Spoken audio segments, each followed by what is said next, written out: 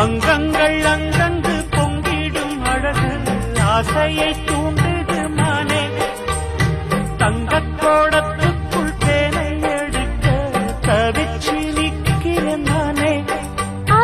இது என்ன கூத்து உனக்கு என்ன ஆச்சு அதுக்கு ஒரு நேரம் தாடம்பூச்சல மானேயம் மேல தாகத்தை சொல்லுதடி